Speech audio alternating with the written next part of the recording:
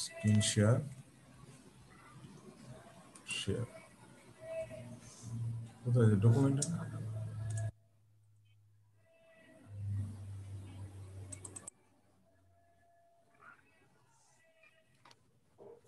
আজকের আলোচ্য বিষয় দেখো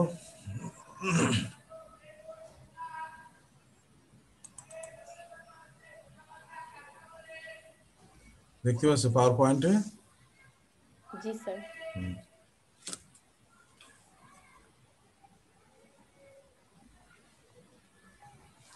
ও নেট স্লো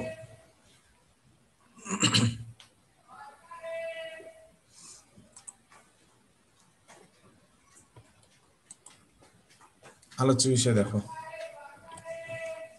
দেখছো এখন লক্ষ্যবাজার নির্দিষ্টকরণ বলতে কি বোঝায় লক্ষ্যবাজার নির্দিষ্টকরণের পদক্ষেপগুলো একটা বাজার যখন টার্গেট করা হবে কতগুলো পদক্ষেপ তার নেওয়া হবে খ নম্বর প্রশ্নটা এই এই দুইটা প্রশ্নই ভেরি ভেরি ইম্পর্টেন্ট লক্ষ্যবাজার নির্দিষ্টকরণ এটা শর্ট আকারে আসতে পারে 5 নম্বরের প্রশ্ন হইতে পারে 4 নম্বরের প্রশ্ন হইতে পারে আর হলো লক্ষ্যবাজার নির্দিষ্টকরণের পদক্ষেপগুলো আলোচনা করে এটা 10 নম্বর প্রশ্ন হইতে পারে আমরা যেহেতু পূর্বের ক্লাসে আলোচনা করেছি বাজার বিভক্তিকরণ বলতে কি বোঝায় বাজার বিভক্তিকরণের পূর্ব শর্তগুলো কি কি এবং বাজার বিভক্তিকরণের প্রক্রিয়া বা পদক্ষেপগুলো কি কি আলোচনা করেছি না তো বাজার বিভক্তিকরণটা হচ্ছে এরকম তোমরা জানো যে সমগ্র বাজারকে বাজারের বৈশিষ্ট্য তার চাহিদা এবং পছন্দ অনুযায়ী ক্ষুদ্র ক্ষুদ্র অংশে ভাগ করে বাজারজাতকরণ কার্যক্রম চালানোকে বাজার বিভক্তিকরণ করা বলা হয় তো এই বাজার বিভক্তিকরণের পরে কি করা হয় টার্গেট করা হয় কোন কোন বাজারে বাজারজাতকরণ কার্যক্রম চালানো হবে তার মানে হচ্ছে যে আগে বাজার বিভক্তিকরণের কাজ পরবর্তী ধাপ হলো লক্ষ্য বাজার নির্দিষ্টকরণ বাজার বিভক্তিকরণের পরে কোম্পানি কি করে যে কোন কোন বাজারে প্রবেশ করবে সেইটা নিয়ে সিদ্ধান্ত নেয় তো এখানে লক্ষ্য বাজার নির্দিষ্টকরণ যদি বলি আমরা গুছিয়ে যদি বলি দেখো যখন কোনো প্রতিষ্ঠান তার সামগ্রিক বাজারকে বিভিন্ন ভিত্তি ধরে ভাগ করে বাজারের কোন বিভাগে বাজারজাতকরণ কর্মসূচি বাস্তবায়ন করা হবে সে বিষয়ে সিদ্ধান্ত গ্রহণের জন্য প্রত্যেক বাজারের সুযোগ সুবিধাগুলো মূল্যায়ন করে থাকে তখন তাকে বাজার লক্ষ্য নির্দিষ্টকরণ বা লক্ষ্যস্থিত বাজার বা বাজার টার্গেটকরণ বলা হয় মোট কথা হলো যখন কোনো প্রতিষ্ঠান তার সামগ্রিক বাজারকে বিভিন্ন ভিত্তি ধরে ভাগ করে কিন্তু যেমন ক্রেতাদের চাহিদা পছন্দ বাজারের আয়তন এইরকম বিভিন্ন ভিত্তি ধরে ভাগ করে বাজারের কোন বিভাগে বাজার কর্মসূচি বাস্তবায়ন করা হবে সে বিষয়ে সিদ্ধান্ত গ্রহণের লক্ষ্যে প্রত্যেকটা বাজারের আলাদা আলাদা সুযোগ সুবিধাগুলো বিবেচনা করে তখন তাকে কি বলে লক্ষ্য বাজার নির্দিষ্টকরণ বা টার্গেট মার্কেটিং কলি বুঝতে পেরেছো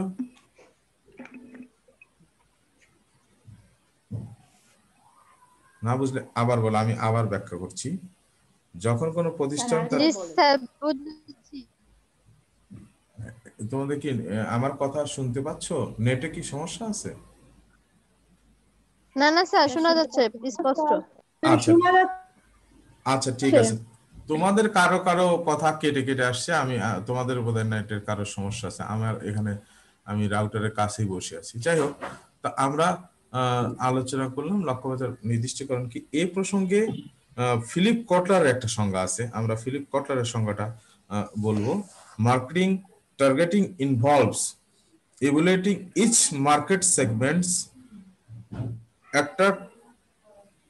attractiveness and selecting one or more segments to enter অর্থাৎ প্রত্যেকটি বাজার বিভাগের আকর্ষণীয়তা মূল্যায়ন করে এক বা একাধিক বাজার বিভাগে প্রবেশের জন্য নির্বাচন করাকে বাজার লক্ষ্যস্থিতকরণ বলা হয় বা টার্গেট মার্কেটিং বলা হয় তাহলে কি বলছে প্রত্যেকটা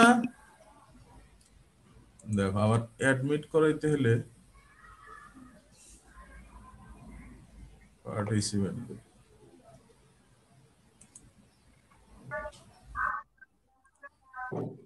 মানে হ্যাঁ, তাহলে কি হলো যে প্রত্যেকটা আহ, বাজার বিভাগের আকর্ষণীয়তা মূল্যায়ন করে, মানে বাজারের কি কি সুযোগ সুবিধা আছে এই মূল্যায়ন করে। এক বা একাধিক বাজার বিভাগে প্রবেশের জন্য একটা বাজারেও প্রবেশ করা হইতে পারে, একাধিক বাজার প্রবেশ করা হইতে পারে। প্রবেশের জন্য নির্বাচন করার প্রক্রিয়াই হচ্ছে বাজার আহ, লক্ষ্য নির্দিষ্টকরণ। তাহলে আমরা ফিলিপ কোটলার সংজ্ঞাটা এখানে দিয়ে দিতে পারি। তাহলে সব শেষে আলোচনা এবং সংজ্ঞার প্রেক্ষিতে আমরা কি বলতে পারি? আলোচনা এবং সংজ্ঞার প্রেক্ষিতে বলা যায় বাজার বিভক্তির পর নির্দিষ্ট বাজারে নির্দিষ্ট পণ্যের বাজার সৃষ্টির যে প্রচেষ্টা গ্রহণ করা হয় তাকে লক্ষ্য বিপণন বা অভীষ্ট বাজার নির্বাচন বলে। তাহলে আবার আমি রিপিট করছি, উপরের আলোচনা শেষে বলা যায় বাজার বিভক্তিকরণের পর, আমরা কিন্তু প্রথমেই বলেছি প্রথম ধাপ হলো বাজার বিভক্তিকরণ। বাজার বিভক্তিকরণের পর নির্দিষ্ট বাজারে, নির্দিষ্ট মানে যে অনেকগুলো বাজার বিভক্তিকরণ করা হলো, তার মধ্যে দুই একটাতে আমরা ঢুকবো। নির্দিষ্ট বাজারে নির্দিষ্ট পণ্যের বাজার সৃষ্টির প্রচেষ্টা, মানে আমি নির্দিষ্ট বাজারে ঢুকবো এবং একটা পণ্য, নির্ধারিত পণ্য বাজার সৃষ্টির প্রচেষ্টা গ্রহণ করা হয়, তাকে বাজার বিভক্তিকরণ বলে। এ হলো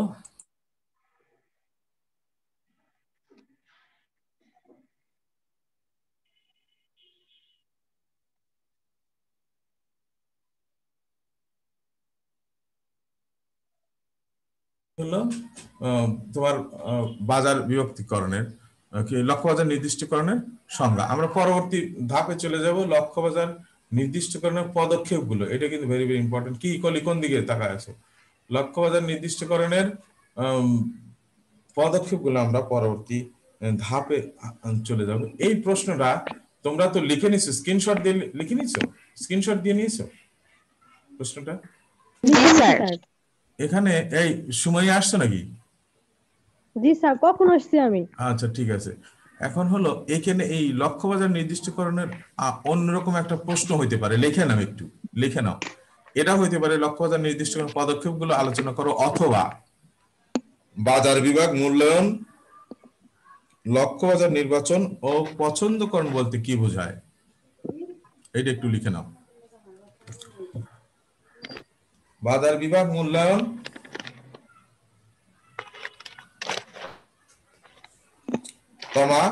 লক্ষ্য বাজার নির্বাচন ও পছন্দকরণ বলতে কি বোঝায়?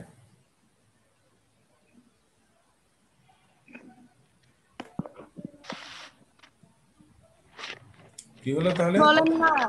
অথবা কি হলো? বাজার বিভাগ মূল্যায়ন, লক্ষ্য বাজার নির্বাচন ও পছন্দকরণ বলতে কি বোঝায়? লিখেছো? জি স্যার। আচ্ছা, তাহলে আমরা পরবর্তী ধাপে চলে যাব। বাজার বিভাগ আমাদের লক্ষ্য বাজার নির্দিষ্টকরণ বা অভীষ্ট বাজার নির্ধারণের পরে কতগুলো ধাপ মেনটেন করে এই লক্ষ্য বাজার নির্দিষ্টকরণ করা হয়ে থাকে। প্রথমত যেটা, প্রথম যে ধাপ ক নম্বরে দেখো কি আছে, বাজার বিভাগ মূল্যায়ন। প্রথমে বাজার বিভাগ মূল্যায়ন করা হয়, যে যে বাজারে প্রবেশ করবে সেই বাজারটাকে মূল্যায়ন করা হবে। তিনটা পদ্ধতি মেনে মূল্যায়ন করা হয়। বাজার কাকে বলে? বাজার কাকে বলে? পাপিয়ে বলে তো, বাজার কাকে বলে? বাজার বলতে কি বোঝায়, পারবে? আমরা বাজারজাতকরণ দৃষ্টিকোণ থেকে বাজার কাকে বলে, কলি বলো। স্যার, বর্তমান ও ভবিষ্যৎ সম্ভাব্য ক্রেতা সমষ্টিকে বাজার বলা হয়। বর্তমান ও ভবিষ্যৎ সম্ভাব্য কি? ভবিষ্যৎই তো সম্ভাব্য, তো তার মানে হলো বর্তমান ও ভবিষ্যৎ ক্রেতার সমষ্টিকে বাজার বলে। এখানে বর্তমান আর ভবিষ্যৎ আর সম্ভাব্য নয়, বর্তমান ভবিষ্যৎ ক্রেতার সমষ্টিকে বাজার বলে, এক কথায়। হ্যাঁ, তো এই বাজার যখন হবে তখন আমাদের এই বাজার বিভাগ মূল্যায়নের ক্ষেত্রে তিনটি ক্রাইটেরিয়া মেনটেন করে বাজার বিভাগ মূল্যায়ন করা হবে। দেখো কতে তিন ভাগে আছে বাজার বিভাগ মূল্যায়নের। এক নম্বর হচ্ছে বিভাগের আয়তন ও প্রবৃদ্ধি, দুই নম্বর হচ্ছে বিভাগের কাঠামোগত আকর্ষণীয়তা, তিন নম্বর হচ্ছে কোম্পানির উদ্দেশ্য ও সম্পদ। দেখতে পাচ্ছ না? বাজার বিভাগ মূল্যায়নের 3টে পয়েন্ট আছে। জি স্যার। আচ্ছা, এখানে বিভাগের আয়তন ও প্রবৃদ্ধি, যে বাজারে বা ক্রেতাদের যে বাজারে পণ্য নিয়ে কোম্পানি যাবে সেই বিভাগের আয়তনটা কি, তার বিক্রয় পরিমাণ কি হবে, বিক্রয় প্রবৃদ্ধি কি হবে এবং মুনাফা কি হবে, সেটা মূল্যায়ন করতে হবে প্রথমে। যদি বাজারে আয়তন ছোট হয়, বিক্রয় পরিমাণ কম থাকে, বিক্রয় প্রবৃদ্ধি কম থাকে, তাহলে মুনাফা কম থাকে, তাহলে কিন্তু সাধারণত বাজারজাতকারী কোনো পণ্য নিয়ে এখানে যাবে না। হ্যাঁ, তো বাজার বিভাগের আয়তন ও প্রবৃদ্ধিটা প্রথম ধাপে আগে মূল্যায়ন করে নিতে হবে। বাজার বিভাগ মূল্যায়নের প্রথম ধাপ হলো বিভাগের আয়তন ও প্রবৃদ্ধি, মানে যে বাজারে প্রবেশ করবে সেই বাজারে আয়তন এবং প্রবৃদ্ধি বা বিক্রয়ের হার, মুনাফার হার, এইটা আগে মূল্যায়ন করে নিতে হবে। কয়ের 1 নম্বর।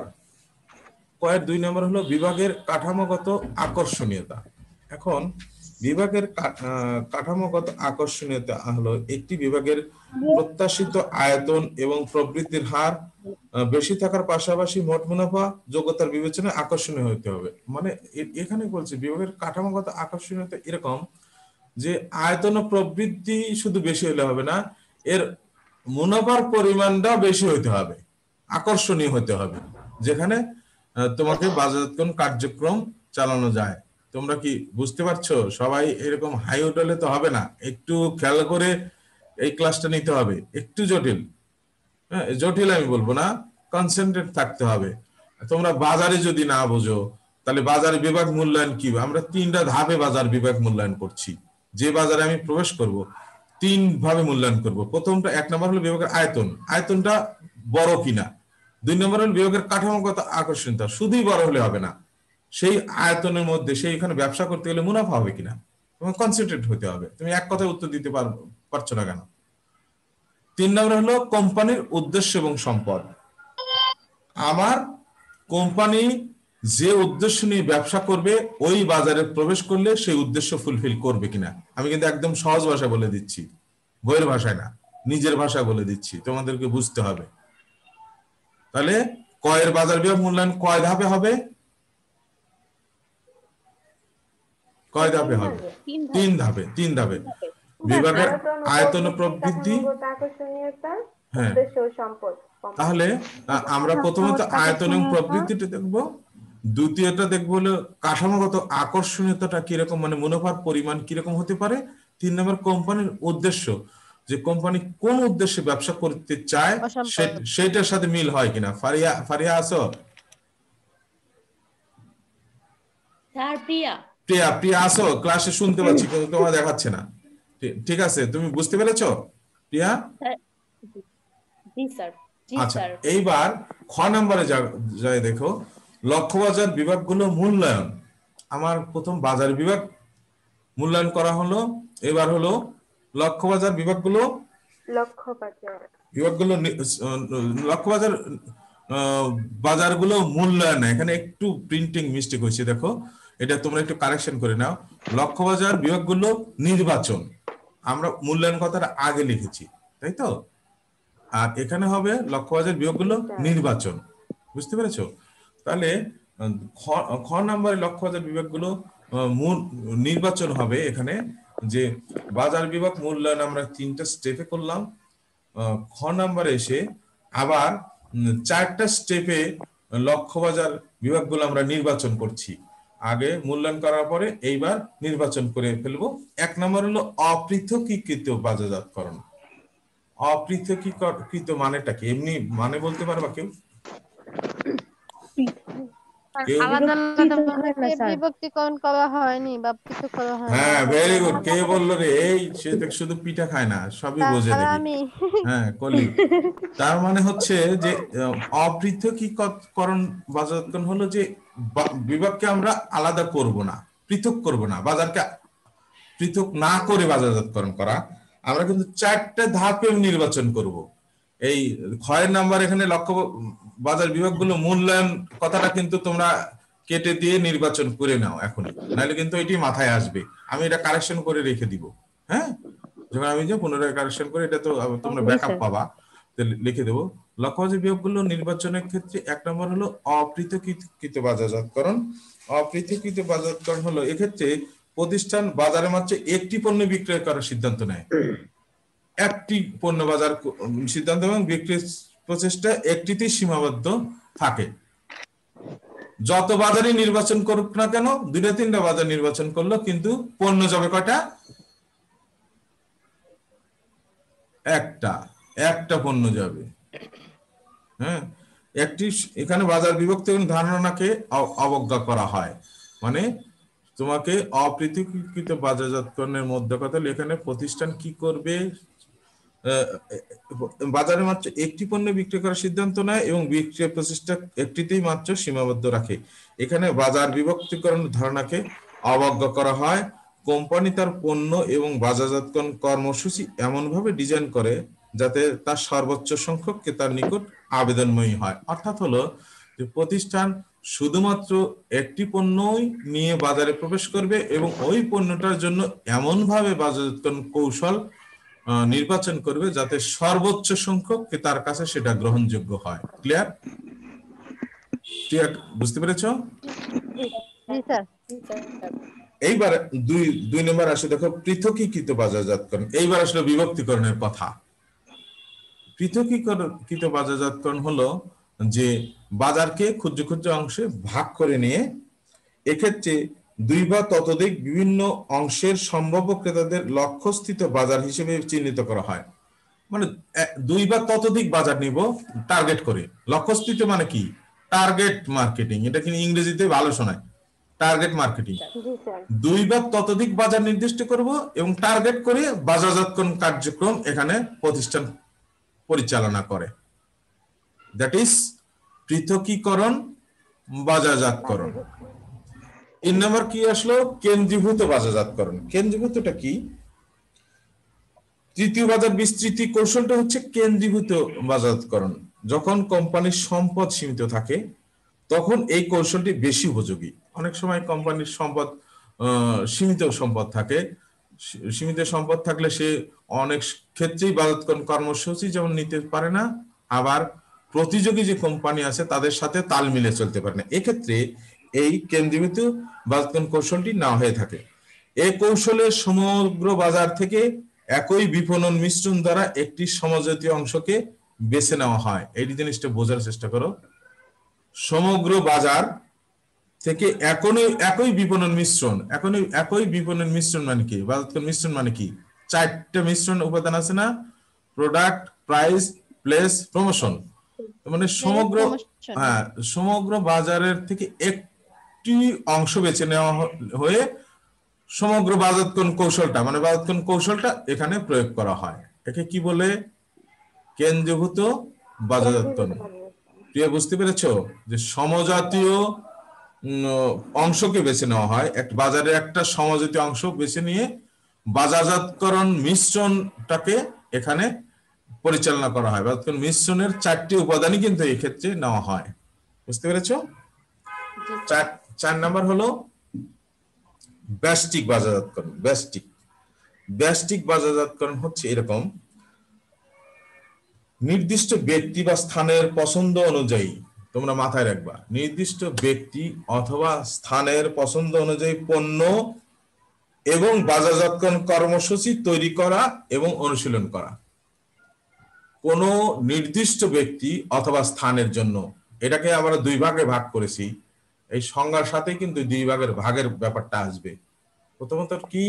ব্যক্তিক বাজারজাতকরণ হচ্ছে নির্দিষ্ট ব্যক্তি অথবা স্থানের জন্য যখন বাজারজাতকরণ কৌশল গ্রহণ করা হয় তাকে কি বলে? ব্যষ্টিক বাজারজাতকরণ।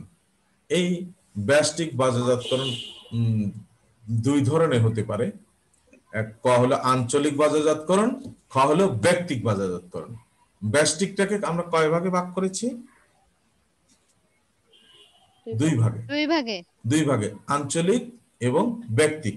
আঞ্চলিক হলো, আচ্ছা কলি বলো তো ব্যষ্টিক বাজারজাতকরণটা কি? আমার দিকে তাকায় বলো, বই দিকে তাকায় না। স্যার, যে বাজার ব্যক্তি ও স্থানীয় ভিত্তিক না, নির্দিষ্ট, কথাটা নির্দিষ্ট লাগবে। নির্দিষ্ট ব্যক্তি অথবা স্থানের জন্য, ব্যক্তি ও স্থানের জন্য যে বাজারজাতকরণ কৌশলটা নেওয়া হয় তাকে কি বলে? ব্যষ্টিক। এক্ষেত্রে দুই পদ্ধতিতে ব্যষ্টিক ব্যষ্টিক বাজারকরণ। হ্যাঁ, দুই পদ্ধতিতে ব্যষ্টিক বাজারজাতকরণ কৌশলটা হয়। তার একটা হচ্ছে কি আঞ্চলিক বাজারজাতকরণ, আর একটা হচ্ছে ব্যক্তিক বাজারজাতকরণ। ব্যক্তিক। আঞ্চলিকটা হলো যেমন আঞ্চলিক বলতে যেমন স্যার আমাদের প্রতিবেশী, বই স্থানীয় লেখছে, আমরা পাশে স্থানীয় আর আঞ্চলিক তো একই কথা। একই একই রে বাবা, একই তোমরা লিখতে হবে। স্থানীয় বাজারজাতকরণ বা আঞ্চলিক একই কথা।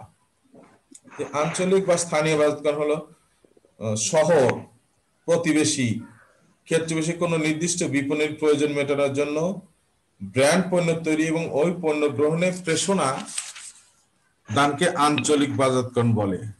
সুনির্দিষ্ট এলাকা ভিত্তিক যে বাজারজাতকরণ কৌশল গ্রহণ করা হয়ে থাকে তখন তাকে আমরা বলবো আঞ্চলিক আঞ্চলিক বাজারজাতকরণ। বাজার। আর খ নম্বর হলো ব্যক্তিক বাজারজাতকরণ। একক ব্যক্তির চাহিদা এবং পছন্দ অনুযায়ী পণ্য বা সেবা উপস্থাপন এবং বাজারজাতকরণ কার্যক্রম সাজানোকে ব্যক্তিক বাজারজাতকরণ বলে। একক ব্যক্তির চাহিদা এবং পছন্দ অনুযায়ী যখন বাজারজাতকরণ কার্যক্রম পরিচালনা করা হয় বা বাজারজাতকরণ কৌশল প্রণয়ন করা হয় তখন তাকে কি বলবে? বাজারজাতকরণ, ব্যক্তিক বাজারজাতকরণ। তাহলে আমরা লক্ষ্যবাজার নির্দিষ্টকরণ বলতে কি বোঝায় এটা আলোচনা করলাম। আর দ্বিতীয় যে প্রশ্ন ছিল লক্ষ্যবাজার নির্দিষ্টকরণের পদক্ষেপগুলো, এখানে দেখো পদক্ষেপ আছে, ক নাম্বার আছে বাজার বিভাগ মূল্যায়ন।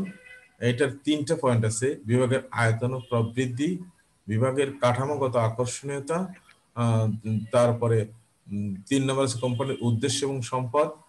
ক্ষয় আছে লক্ষ্যবাজার বিভাগগুলো নির্বাচন, এটা কিন্তু মূল্যায়ন হবে না, নির্বাচন।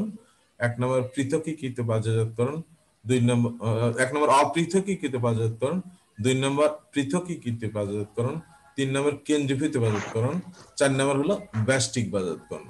ব্যষ্টিক বাজারজাতকরণকে আবার আমরা দুই ভাগে ভাগ করেছি। দুই ভাগে। হ্যাঁ, আঞ্চলিক বাজারজাতকরণ ও ব্যক্তিক বাজারজাতকরণ। এই হলো আজকের ক্লাসটা তোমাদের। এই ক্লাসে ব্যাকআপ লাগবে?